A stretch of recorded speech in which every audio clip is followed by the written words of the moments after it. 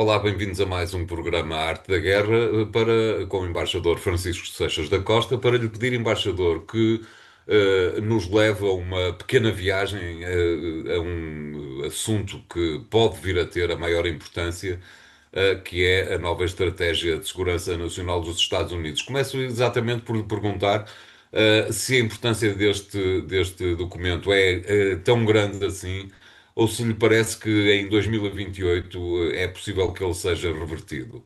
2028 é o ano das próximas eleições nos Estados Unidos. As estratégias de segurança nacional americanas aparecem periodicamente, normalmente ligadas aos ciclos das diferentes administrações. Eu já li muitas no passado e normalmente não trazem grandes novidades, trazem uma reiteração daquilo que são os objetivos dos Estados Unidos no quadro mundial, quase sempre, digamos, apresentados de uma forma, eu diria, diplomática, nomeadamente no tocante à relação com os seus adversários ou com os seus parceiros e aliados. E como digo, não tem grandes surpresas. Nós normalmente, ao lermos uma estratégia de segurança nacional americana, sublinhamos um ponto ou outro em que a linguagem evolui relativamente à China, relativamente à Rússia, no passado. Não é o caso desta estratégia. E vale a pena dizer também que nós temos em Portugal documentos, não é da mesma natureza, nós temos os conceitos estratégicos nacionais de defesa que são existem de 10 em 10 anos, são elaborados para um período de 10 anos e, no fundo, incorporam aquilo que são as prioridades nacionais e supostamente de certa maneira, definem a política externa nessa área, definem a política de defesa também nessa área, e tudo aquilo que diga respeito à segurança, embora seja mais defesa, não é um conceito nacional de segurança. Estes documentos, eu fiz parte de comissões que fizeram o documento 2012 e 2022, digamos, tendem a desatualizar-se com o tempo. E este conceito americano, que é diferente, digamos, está ligado a uma administração, tenderá a alterar-se com o tempo e provavelmente o António tem razão, se calhar amanhã aparecerá um conceito diferente. Mas este conceito tem um aspecto muito, muito importante, porque verdadeiramente é uma corporização daquilo que são os princípios do trumpismo à escala internacional. E, em particular, o modo como se faz uma hierarquia, quer dos riscos, quer das prioridades, mostra bem o que é esta administração. De certa maneira, e para quem se lembra, este documento traz os princípios básicos de natureza ideológica que estavam subjacentes à intervenção que J.D. Vance, vice-presidente americano, fez na Conferência de Munique aqui há uns meses. E esses conceitos tinham, no que nos respeita, que diz respeito à Europa, tinham um ponto muito importante. Os Estados Unidos consideram que têm uma legitimidade, à luz daquilo que é a promoção dos seus interesses à escala global, têm uma legitimidade de intervir nos assuntos internos europeus no sentido de corrigir os desvios que a civilização europeia está a ter. E consideram que neste documento que é preciso e que faz parte da estratégia dos Estados Unidos, apoiarem os partidos que dentro da Europa, dentro dos vários países europeus, promovem as ideias mais conservadoras. E, portanto, o que significa, portanto, que os Estados Unidos promovem os partidos de extrema-direita e dizem-no agora de uma forma aberta. E mais do que isso, fazem uma crítica relativamente à Europa, dizendo que a Europa está a perder a sua alma, que a Europa não tem confiança em si própria, que a Europa vive numa crise, digamos, da sua própria identidade. Como se os Estados Unidos também não tivessem alguma culpa nessa crise de identidade em função do seu comportamento nos últimos anos. Mas o que é mais chocante em tudo isto é uma espécie de direito de ingerência dos Estados Unidos na vida política interna da Europa e das estratégias da Europa e das opções geopolíticas da Europa. Mas o que é curioso em todo este documento é que, contrariamente àquilo que todas as estratégias anteriores americanas, nomeadamente aquelas que depois ficaram plasmadas no último conceito estratégico da NATO, e que a União Europeia, de certo modo, até trouxe para dentro da chamada bússola estratégica da União Europeia, esta estratégia define uma linguagem diferente relativamente aos seus amigos e aos seus aliados. de certa maneira, contrariamente ao que se estava à espera, que era uma espécie de uma grande agressividade face à China, uma adversariedade face à Rússia e algum acolhimento, porque a Europa, no fundo, está quase sempre mão na mão com os Estados Unidos, desta vez a Europa é colocada quase num terreno mais ou menos similar àquilo que são alguns adversários tradicionais dos Estados Unidos. O que significa, portanto, que os Estados Unidos, nesta estratégia, procuram sublinhar, em primeiro lugar, a preeminência, não é proeminência, é preeminência dos seus poderes, do seu poder e do seu interesse nacional. Um, Ela é que conta, e o resto é conversa. Tudo o que significar acomodação dos interesses dos outros está fora de causa. Depois, um ponto extremamente importante, que é os Estados Unidos já não se querem definir como uma espécie de polícia do mundo. Os Estados Unidos definem que a sua prioridade é o mundo ocidental e consideram, isto não é boas notícias para um país como o Brasil ou como o México, já para não dizer para a Venezuela, consideram que a sua quinta, digamos, de atuação próxima e sobre o qual têm um direito de atuar é a América Latina.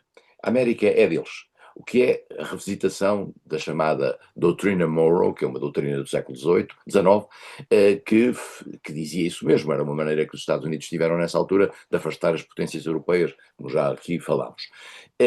Mas agora chamam-lhe corolário Trump. No fundo é para ir buscar a linguagem anterior de uma renovação da política da doutrina Monroe, que se chamava corolário Roosevelt. É Trump colocar-se, digamos, ao nível do Roosevelt, o que é o que é. Depois, eu tinha aqui umas pequenas notas. Uh, os Estados Unidos consideram que no Médio Oriente não é uma prioridade para eles o Médio Oriente, o que significa, portanto, que há uma espécie de passagem do testemunho dentro do Médio Oriente para um país que eles não se importam que seja uma potência regional, que é o caso de Israel, o que significa também mais notícias para vários países ali à volta, e como um deles iremos falar já a seguir. Depois, os Estados Unidos querem regressar a um restabelecimento normal das suas relações com a Rússia, o que é uma má notícia para aquilo que é a estratégia europeia de isolamento da Rússia, e pensavam, e os europeus, nomeadamente a União Europeia, mas também os países NATO dentro da União Europeia, nomeadamente o Reino Unido e a Noruega, pensavam que os Estados Unidos iam contribuir para uma espécie de isolamento da Rússia. Contrariamente a isso, este documento aponta para uma estabilização de natureza económica. Depois, a prioridade dos Estados Unidos é acabar com a guerra na Ucrânia. Na Europa, a prioridade é acabar com a guerra na Ucrânia. Já aqui vimos que é acabar com a guerra na Ucrânia, de certa maneira, à custa daquilo que são concessões ucranianas. Essa é a prioridade americana. E depois, a Ásia tem a obrigação isto também é uma má notícia para o Japão, para Filipinas, para a Coreia do Sul, de tomar conta da sua própria segurança, que os Estados Unidos não se sentem polícias, os tais polícias do mundo, para estarem por toda a parte. Portanto, isto é uma fase de recuo, digamos, isolacionista, com a América Latina a ficar ali sob a tutela americana, e dizendo aos europeus esta coisa de sermos aliados eternos, digamos, acabou. E há quem diga, há uma leitura disto possível, e não é totalmente irrelevante, que isto significa que os Estados Unidos se preparam para dar novos rumos à NATO. E no dia em que os Estados Unidos Eles se anunciaram, preparam mesmo para sair da dita, não é? é difícil apesar de tudo, porque apesar de tudo tem algum interesse. Os Estados Unidos podem recuar dentro da NATO, e em particular basta que este sinal seja dado. Se os Estados Unidos entregarem o comando militar da NATO a um europeu, fala-se muito no alemão, isso significaria de facto um recuo completo por parte dos Estados Unidos face à NATO. Uh, Talvez eles queiram ser apenas suppliers. As suppliers são com certeza, porque todo este texto, que são 36 páginas, das quais 2 ou 3 são dedicadas à Europa, mas estas 36 páginas são claramente a notícia de que os Estados Unidos estão aqui para o negócio.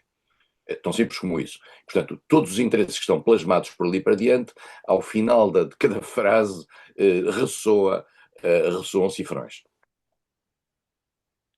Parece-lhe, eu diria que, se me permite, eu diria que nos próximos semanas os líderes europeus vão continuar a jurar fidelidade à NATO. Não lhe parece, embaixador, que tudo isto começa a ser um bocadinho confrangedor face àquilo que os Estados Unidos pretendem?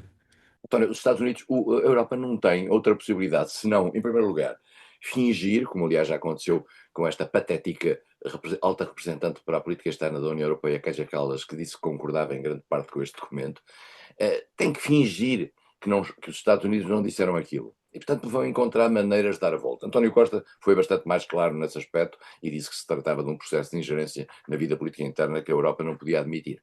A Europa não pode admitir, salvo seja, porque a Europa não tem condições para não admitir. A Europa não tem poder para não admitir.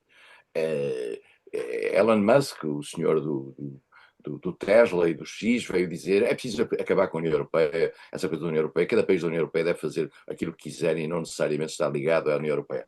Ora bem, costuma-se dizer nos Estados Unidos uma expressão muito comum para dizer meta-se na sua vida, mind your own business, meta-se na sua própria vida, o seu próprio negócio. É caso para dizer a Elon Musk meta-se na sua vida, quer dizer, trata da sua vida e não esteja a meter-se na vida dos outros. Mas é difícil não fazê-lo, a partir do momento em que o poder de quem diz estas coisas é muito grande. E por isso mesmo a Europa vai continuar, em primeiro lugar, a tentar encontrar uma forma de se manter unida. Temos que perceber que os três líderes europeus que sistematicamente reúnem, nomeadamente reuniram agora com Zelensky, Merz da Alemanha, Macron e Sturmer, vivem permanentemente, digamos, internamente em grande crise e, digamos, só fazem peito perante aquilo que é o exterior. Mas quando foram a Washington, se nós nos recordarmos bem daquilo que foi a sua patética ida a Washington e o sentarem-se a despacho em frente à secretária Donald Trump, baixaram a bolinha, se assim se pode dizer. E, portanto, há aqui, de facto, uma tragédia para a Europa e essa tragédia chama-se falta de força. Falta de força, e permito-me insistir na questão, embaixador, falta de força que decorre exatamente da NATO, não lhe parece? Isto é, quando a Europa decidir finalmente sair da NATO, com certeza conseguirá ter uma política comum de defesa e de segurança. Não acho, António, não acho. Não, não acho. Uh, o único fator, digamos, de cimento dentro da Europa é a circunstância de serem membros da NATO e a NATO ter tido uma posição mais ou menos comum relativamente à questão ucraniana. A Europa não tem condições para criar uma política externa de segurança comum. A Europa não tem identidade de natureza política e consenso para isso. A Europa foi tão longe quanto quis, aproveitando a janela de oportunidade, que era a fragilidade da Rússia, no alargamento da União Europeia, no alargamento da NATO, e ao fazer isso não se deu conta que diluía a sua própria identidade ao trazer países que têm perspectivas em matéria de defesa, segurança e de posicionamento geopolítico muito diferentes. E por isso mesmo a Europa, digamos, está a sofrer as dores do crescimento. Não vai sair da NATO. A NATO até poderá adaptar-se-lhe melhor ao seu corpo, não vai sair da NATO, não vai ter condições para fazer uma Europa de defesa e segurança, embora toda a gente diga que sim. Toda a gente diga que sim, mas depois, no dia seguinte, nós vemos as pessoas a dizerem que não estão dispostas a ter mais exércitos, a pagar mais para as Forças Armadas, a querer que os seus filhos vão morrer pela Europa, porque a Europa não é uma pátria. A Europa é uma opção de vida objetiva, concreta, racional, que as pessoas fizeram no sentido de juntar vários países europeus na prática de políticas comuns, porque traziam valor acrescentado para os seus cidadãos estar em conjunto. Mas a Europa não é um poder político, a Europa não é uma pátria. Ninguém vai morrer por uma bandeira chamada Europa. As pessoas morrem por um país, não morrem por uma organização internacional. E a Europa é ainda uma organização internacional, com perspectivas diferentes, porque as pessoas estão na Europa de maneira diferente. As pessoas que estão na Estónia, na Letónia, na Lituânia, na fronteira com a Rússia, na iminência de um eventual ataque russo, são diferentes das pessoas que estão na Irlanda, ou que estão em Portugal, ou que estão na Espanha. Nós olhamos para o risco de maneira diferente em função do nosso posicionamento geopolítico. Portanto, há aqui um grande equívoco. Estamos na Europa de maneira diferente. Isso torna impossível você ter políticas comuns, radicais, isto é, daquelas que levam ao limite, isto é, que levam à guerra, em nome da Europa. Esta é a minha perspectiva pessoal. Nesta fase, embaixador, não posso deixar de lhe perguntar, é então o fim da União Europeia? Não, não. A União Europeia tem muitas áreas. Nós isto é como falar das Nações Unidas. Estamos sempre a falar do Conselho de Segurança e achamos que o bloqueio no Conselho de Segurança acaba com as Nações Unidas. Não. A União Europeia é muito mais do que a política externa de segurança comum. A União Europeia é muito mais, é o mercado interno, são as regras comuns em matérias essenciais para a nossa vida. Não peçamos à União Europeia mais do que aquilo que ela nos pode dar. A União Europeia já foi muito longe, está neste momento no limiar de um passo de natureza política ou militar angustiada, mas a União Europeia é muito mais do que isso e pode funcionar com imensos outros setores. Eu fui secretário de Estado dos Assuntos da União Europeia, conheço bem a União Europeia e no meu tempo a política externa de segurança comum era digamos, um fator menor e a União Europeia não deixava de ser absolutamente importante em matéria de política agrícola, em matéria de política ambiental, em matéria de política industrial, aproximação de legislação em variedíssimas áreas, como educação, saúde, etc. A União Europeia é um manancial de civilizacional para a Europa, mas não é necessariamente um manancial de promoção militar. Obrigado, embaixador. Vamos ficar por aqui em relação ao primeiro tema do programa de hoje. Voltamos já de seguida com o segundo tema. Obrigado e até lá.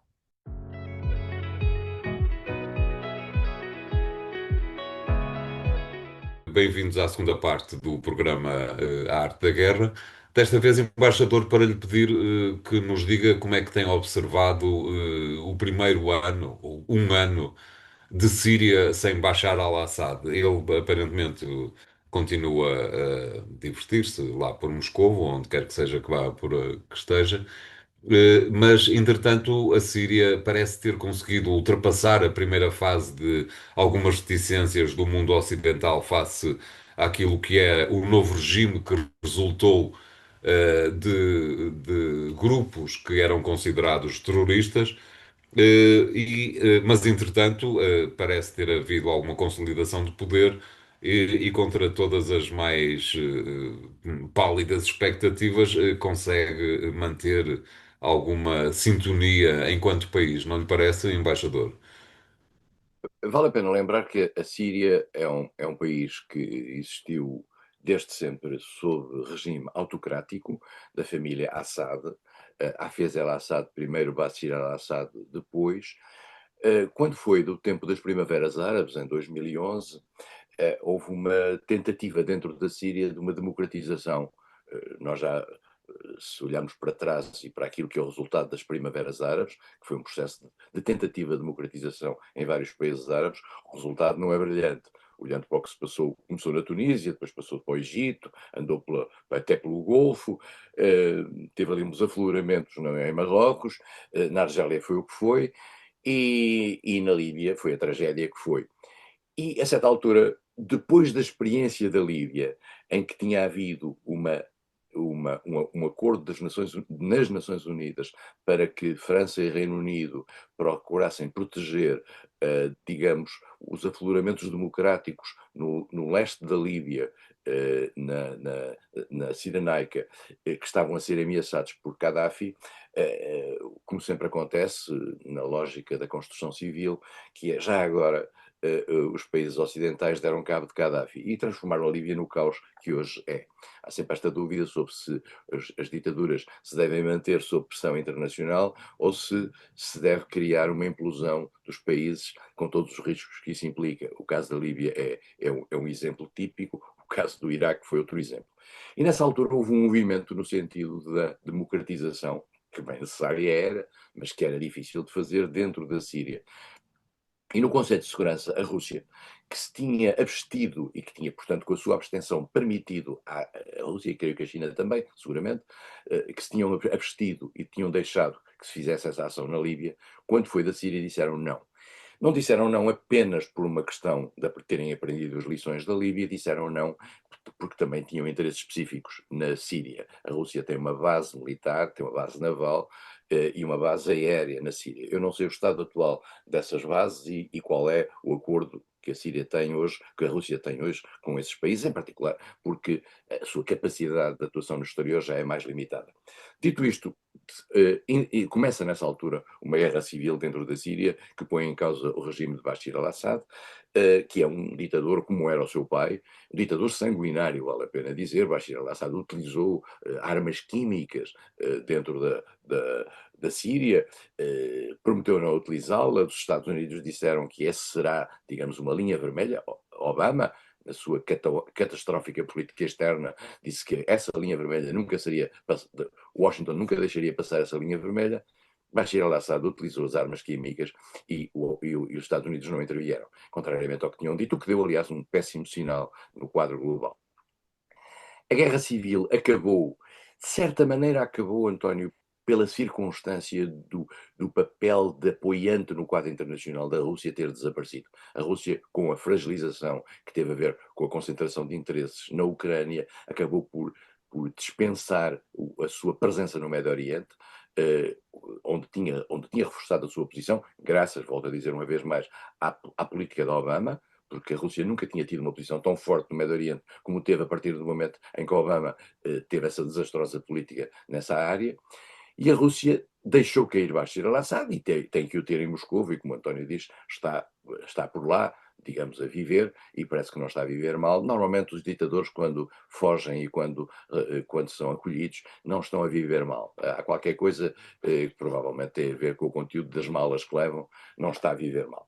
E, portanto, o que é que aconteceu na Síria? Uma complexa, extremamente complexa luta entre fações de natureza religiosa, e em que, digamos, chega ao poder um grupo que era muito radical, muito ligado quase ao Al-Qaeda, muito ligado ao Estado Islâmico, mas que depois põe uma gravata e é recebido em Washington, em Paris e em Bruxelas, e a certa altura passa a líder. Os terroristas passam a libertadores a partir do momento em que fazem aquilo que é do interesse de quem lhe chama como tal.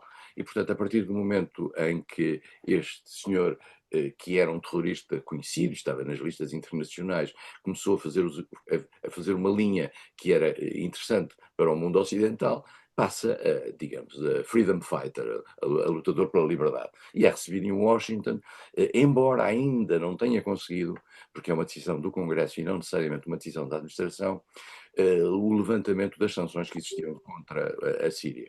Mas, digamos, há um processo de normalização. Mas neste processo de normalização, vale a pena dizer, está a circunstância de que Israel, que ao longo deste tempo também contribuiu muito para aquilo que é a fragilização do poder de Assad, também não lhe interessa contribuir para a criação de uma nova Síria com poder ali ao lado. Israel quer se manter como o poder essencial ali naquela região e bombardeia e mata e entra pela Síria quando lhe apetece, além de ter tomado definitivamente, tanto quanto as palavras de Trump assim o podem indicar, os Montes Golã, que é uma zona da Síria ocupada por Israel por razões puramente estratégicas. E, portanto, Israel utiliza a Síria como a sua área de expansão, e neste quadro limitado, este novo regime vai sobrevivendo. Este novo regime tem um aspecto interessante, que é a possibilidade do retorno daquilo que eram cerca de 7 milhões de sírios que fugiram da Síria durante a Guerra Civil. Uns fugiram, outros eram deslocados internamente para as zonas de fronteira, cerca de 4 milhões e meio, que pagou esse preço muito a Turquia, por exemplo.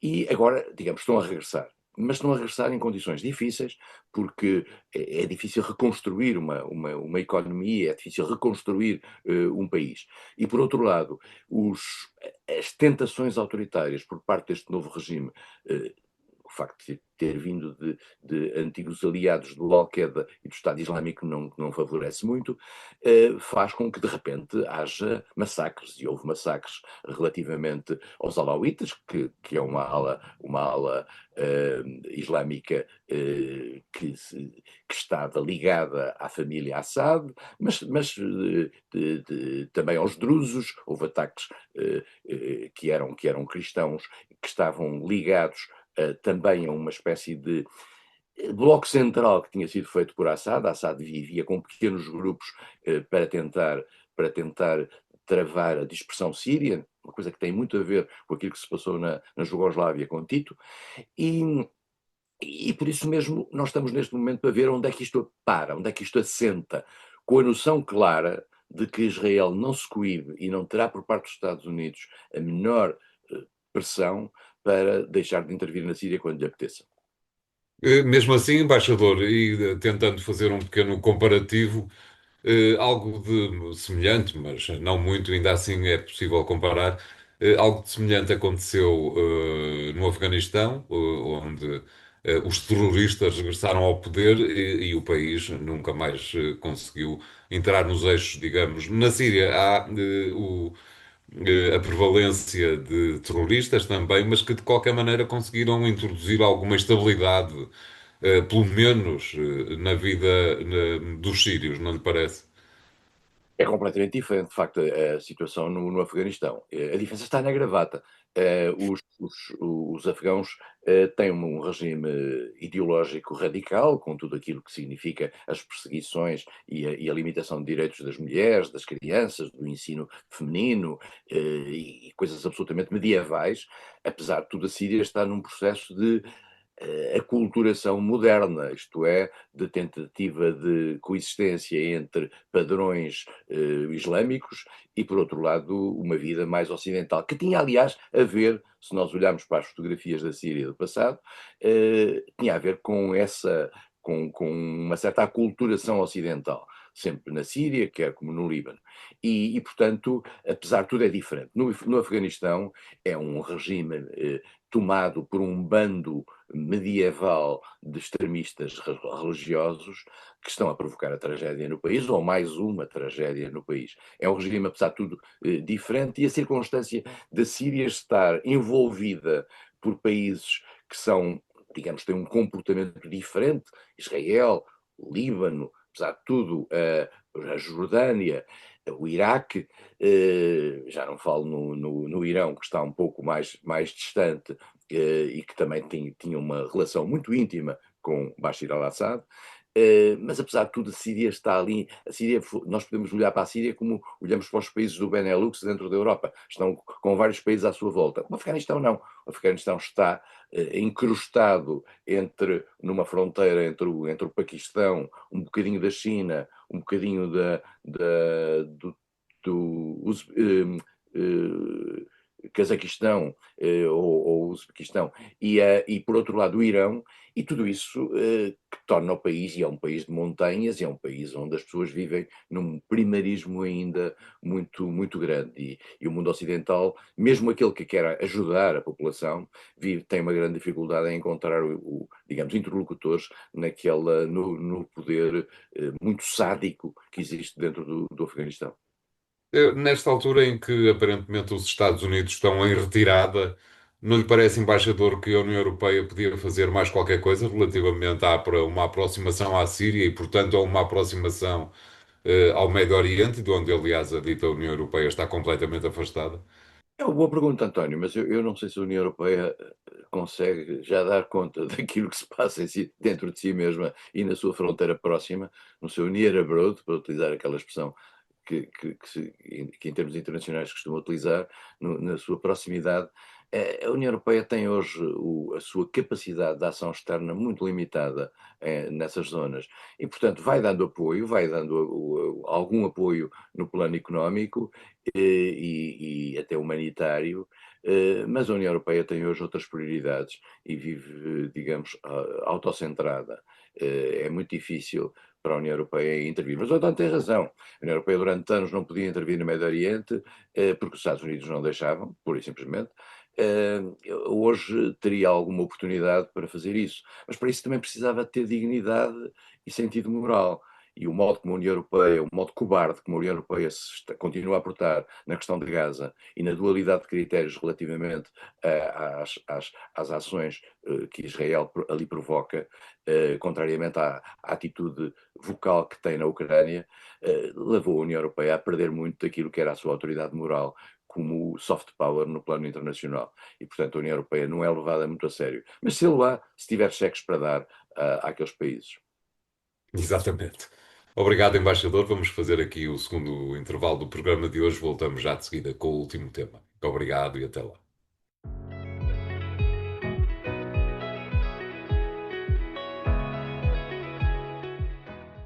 Bem-vindos à terceira parte de A Arte da Guerra. Desta vez, embaixador, para ficarmos finalmente pela Europa, pedindo-lhe para comentar o facto de estarmos a 3 semanas, nem tanto já, do final do ano, e em França a crise política mantém-se um pouco mais ou menos como tem estado no último ano, e aparentemente não vão conseguir ter, o governo não vai conseguir ter um orçamento de Estado preparado até ao final do ano, o que quer dizer que, em princípio, passarão a gerir-se por duodécimos.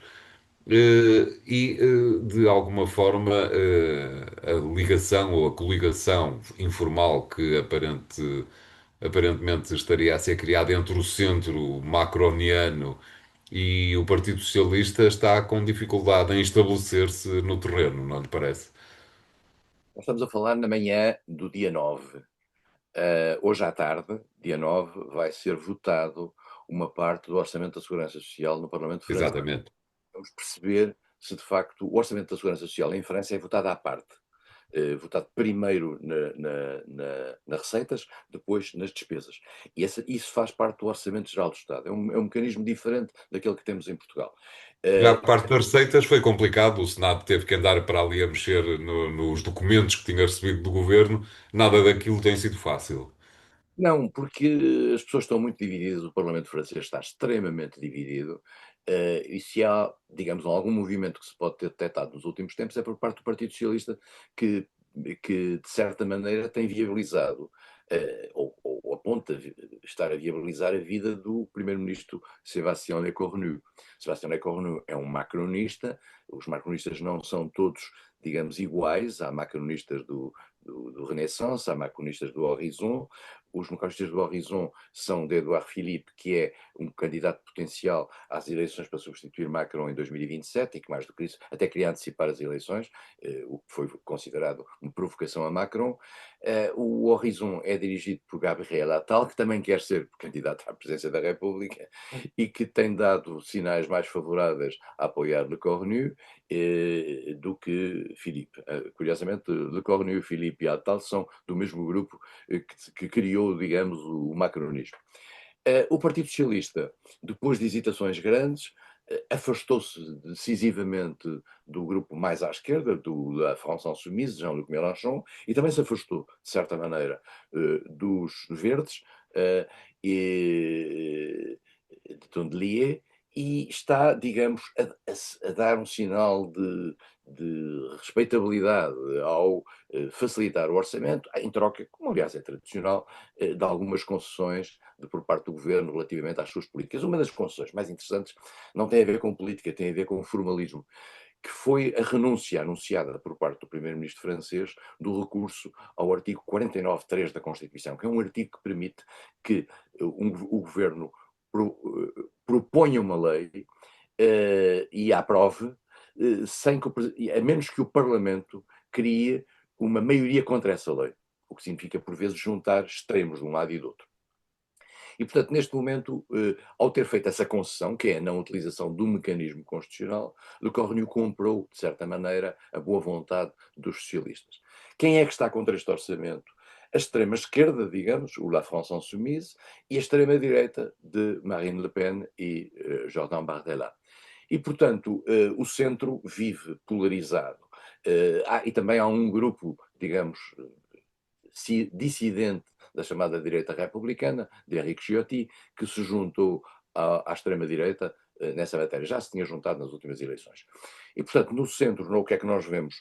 À direita do centro está o partido tradicional francês republicano, o Les Républicains, com Bruno Retailleau, que também quer ser candidato à presidência da República, e depois estão os vários outros partidos do centro, onde há candidatos por todo lado.